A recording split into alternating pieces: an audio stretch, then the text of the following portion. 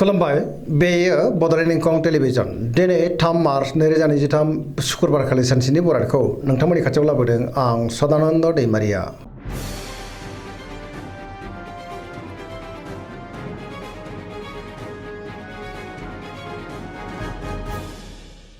सिगां फरायनो लादों मेष राशि गिबि हांखो अ ल दिनैनि साना जोबोर मोजां गोसोखौ दिनै जोबोर गोजोननाय मोनगोन सुथुरखौ दिनै गोरलैयैनो फेजेननोबो हागोन जेनिबो आंखाल जानाय नङा जेरावबो देरहासार जागोन बहाबा थाङोब्ला दिनै जोबोर मोजां आरो मोजाङैनो हान्थिनोबो हागोन मावनो लानाय खामानिखौ थि समावनो आरो गोरलैयैनो मावफुंनो हागोन सिगांनि बयबो आद्रा खामानियाबो दिनै मावफुंजागोन गोसोआ दिनै जोबोर खुसि जागोन देहाया मोजाङै थागोन सोरबा लोगोनिफ्राय मोजां खौरांबो मोननो हागौ रांखावरियाव दिनै जोबोर मोजां होनजायो गोबां धोन आरजिनो हागोन बेफार फालांगियावबो दिनै जोबोर मोजां मुलाम्फा मोननो हागौ सोरबा लोगोनिफ्राय थोजासे हेफाजाब मोनगोन नखराव बिसि फिसायनि गेजेराव अननानै फैगोन गुबुननि गोसोखौ दिनै गोरलैयैनो बोनोबो हागोन गोसोनि बोलोआबो बांनो हागौ समाजाव बयजोंबो मान होजागोन लाइमोनफ्रा दिनै जोबोर रमान्टिक जागोन आरो गोसोनि साननायखौ फोरमायलायनोबो हागोन धोरोमारि बिथिङाव गोसो दुंखांगोन पजिटिभ एनार्जिनि गोहोम गोग्लैनो हागौ फरायसाफ्रा दिनै फरायनायाव गोसो दुंखांगोन आरो मोजां फिथाइ मोननोबो हागोन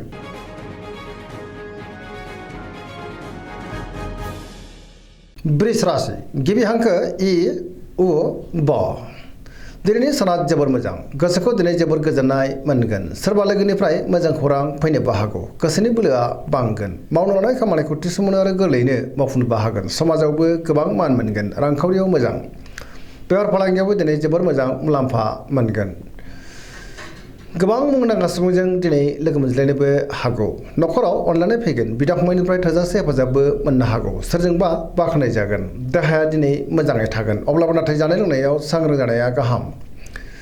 गोसोनि साननायफ्रा मोगथाङाव जाफुंनोबो हागौ पजिटिभ एनार्जिनि गोहोम गोग्लैगोन सेंग्रा सिख्लाफ्रा दिनै जोबोर रमान्टिक जागोन आरो गावबा गावनि गोसोनि साननायखौ फोरमायलायनोबो हागोन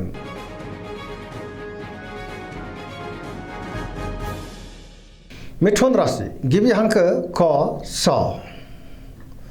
दिनैनि साना जोबोर मोजां पजिटिभ एनार्जिनि गोहोम गोग्लैगोन मोनफ्रोमबो खामानिखौनो दिनै मोजाङैनो मावफुंलांनो हागोन गियाननि आंखाल जानाय नङा गोसोआ दिनै जोबोर खुसि जागोन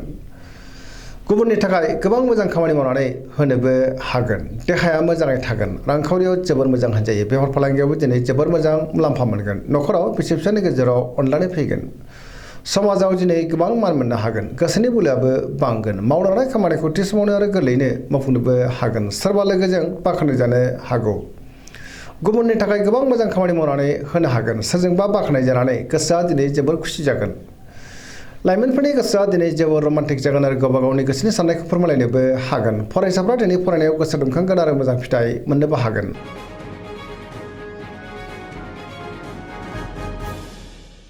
कर्कट राशि गिबि हांखो ड ह दिनैनि साना जोबोर मोजां गोसोखौ दिनै जोबोर गोजोननाय मोनगोन सोरबा लोगोजों बाख्नाय जानो हागौ गुबुननि थाखाय गोबां मोजां खामानि मावनानै होनोबो हागोन गोसोनि साननायफ्रा मोगथाङाव जाफुंनोबो हागौ गोसोआव दिनै पजिटिभ साननाय फैगोन गोथों आरो गोग्गो साननो रोंगोन गियाननि आंखाल जानाय नङा रांखावरियाव मोजां अब्लाबो नाथाय खरसायाबो बांगोन बेफार फालांगियाव मोजां होनजायो नखराव अननानै फैगोन बिदा फंबायनिफ्राय थोजासे हेफाजाबबो मोननो हागौ समाजाव दिनै लोगो लेवा बांगोन देहाया मोजाङै थागोन गुबुननिफ्राय मोजां खौरां फैनो हागौ गोसोनि साननायफ्रा मोगथाङाव जाफुंनोबो हागौ फरायसाफ्रा दिनै फरायनायाव गोसो दुंखांगोन आरो मोजां फिथाइ मोनगोन गुबुनजों मोजां सोमोन्दो लाखिनोबो रोंगोन सेंग्रा सिख्लाफ्रा जोबोर खुसि जागोन आरो बहानिफ्रायबा मोजां खौरां मोननोबो हागौ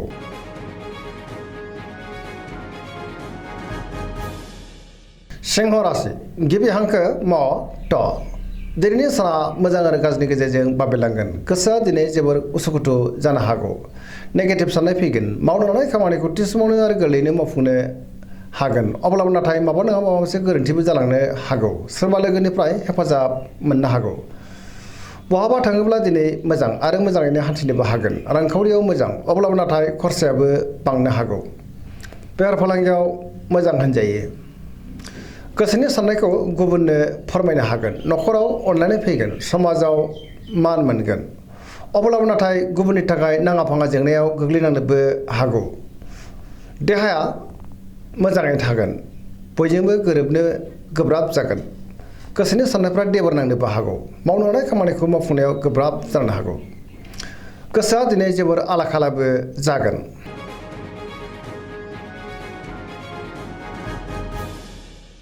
कन्या राशि गिबि हांखो प ट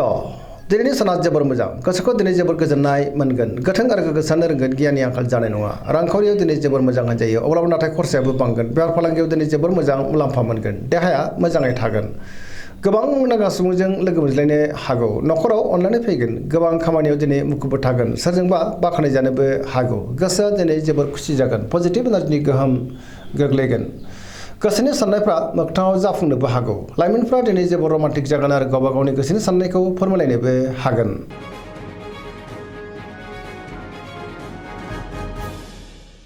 तुला राशि गिबि हांखो र ट दिनैनि साना मोजां आरो गाज्रिनि गेजेरजों बाबेरलांगोन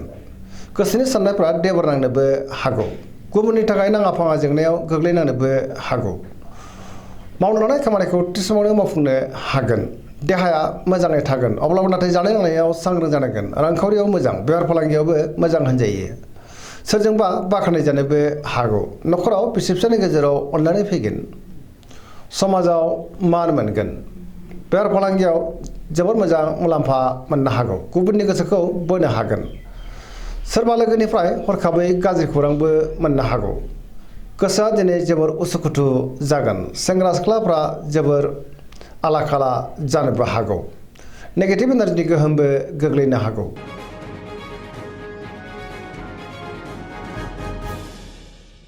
वृश्चिक राशि गिबि हांखो न स दिनैनि साना जोबोर मोजां गोसोखौ दिनै जोबोर गोजोननाय मोनगोन पजिटिभ एनार्जिनि गोहोम गोग्लैगोन पजिटिभ साननो रोंगोन आरो गियाननि आंखाल जानाय नङा गोसोआव बोलो बांगोन सोरबा गोजाम लोगोजों बहाबा लोगो मोनज्लायनोबो हागौ गोसोआव दिनै गोग्गो आरो गोथों साननाय फैगोन मावनो लानाय खामानिखौ थि समावनो आरो गोरलैयैनो मावफुंनो हागोन आरो सोरजोंबा बाख्नाय जानो हागौ गुबुननिफ्राय थोजासे हेफाजाबबो मोनगोन गोसोनि साननायफ्रा मोगथाङाव जाफुंनोबो हागौ गोसोनि बोलोआबो बांगोन समाजाव बयजोंबो मान होजागोन न'खराव दिनै अनलायनाय फैगोन रांखावरियाव मोजां अब्लाबो नाथाय खरसायाबो बांनो हागौ बेफार फालांगियाव दिनै जोबोर मोजां मुलाम्फा मोनगोन देहाया दिनै मोजाङैनो थागोन गुबुननिफ्राय थोजासे हेफाजाबबो मोनगोन फरायसाफ्रा दिनै फरायनायाव गोसो दुंखांगोन आरो मोजां फिथाइ मोनगोन लाइमोनफ्रा दिनै जोबोर रमान्टिक जागोन आरो गावबा गावनि गोसोनि साननायफोरखौ फोरमायलायनोबो हागोन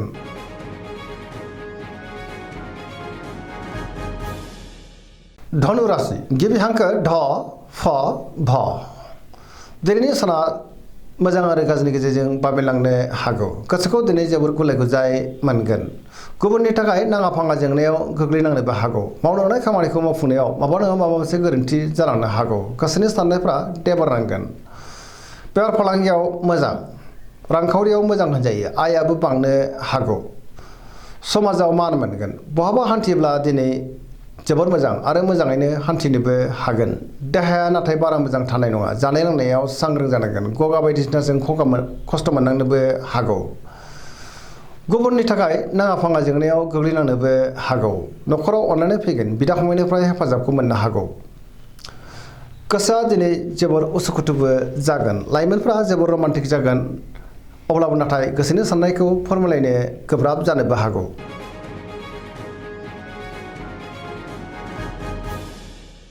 मकर राशि गिबि हांखो ख ज दिनैनि साना जोबोर मोजां गोसोखौ दिनै जोबोर गोजोननाय मोनगोन गोसोनि साननायफ्रा मोगथाङाव जाफुंनोबो हागौ मावनो लानाय खामानिखौ थि समावनो मावफुंनो हागोन रांखावरियाव मोजां अब्लाबो नाथाय खरसायाबो बांनो हागौ बेफार फालांगियाव दिनै जोबोर मोजां मुलाम्फा मोनगोन गोबां मुंदांखा सुबुंजों दिनै लोगो मोनज्लायनोबो हागौ गुबुनजों मोजां सोमोन्दो लाखिनो रोंगोन मोनफ्रोमबो खामानिखौनो दिनै गोरलैयैनो मावफुंलांनो हागोन सिगांनि बबेबा आद्रा खामानियाबो दिनै मावफुंजानो हागौ गोदान खामानियाव दिनै आखाइ होजेननो हागोन न'खराव अननानै फैगोन बिदा फंबायनिफ्राय थोजासे हेफाजाब मोनगोन सेंग्रा सिख्लाफ्रा जोबोर रमान्टिक जागोन आरो गावबा गावनि गोसोनि साननायखौ फोरमायलायनोबो हागोन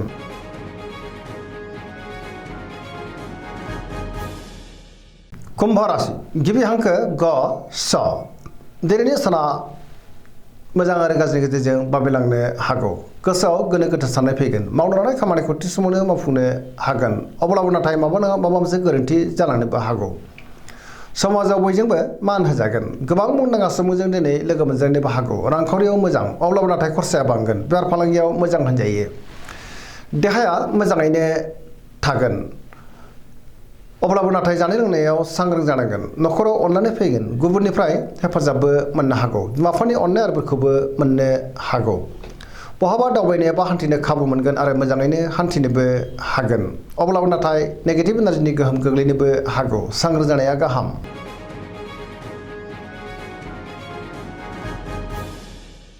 मीन राशि गिबि हांखो ड स। दिनैनि साना मोजां आरो गाज्रिनि गेजेरजों बाबेलांगोन। गुबुननि थाखाय नाङा फाङा जेंनायाव गोग्लैनांनोबो हागौ। गोसोआव दिनै गोनो गोथो साननाय फैगोन। गोसोनि बोलोआ लोरबां जानो हागौ। गावनि गोसोनि साननायखौ गुबुननो फोरमायनो हागोन। देहाया मोजाङै थागोन। रांखावरियाव मोजां, बेफार फालांगियावबो मोजां होनजायो। नखराव अनलायनाय फैगोन। बिदा फंबायनिफ्राय थोजासे हेफाजाबबो मोननो हागौ। सोरजोंबा रायखोमा जानो हागौ। लाइमोनफोरनि गोसोआ दिनै जोबोर रमान्टिक जागोन आरो गावबा गावनि गोसोनि साननायफोरखौ फोरमायलायनोबो हागोन। फरायसाफ्रा दिनै फरायनायाव गोसो दुंखांगोन आरो मोजां फिथाइ मोनगोन। दिनैनि राशि फरायनाया एसेनोसै। जोबनायाव बेखौनो खावलायो जाहाथे नोंथांमोना सानफ्रामबो जोंनि बे बड'लेण्ड इंखं टेलिभिजनखौ नायबाय थायो आरो साबस्क्राइब खालामो, लोगोसे लाइक खालामो आरो शेयार खालामो। एसेनोसै, गोजोन्थों।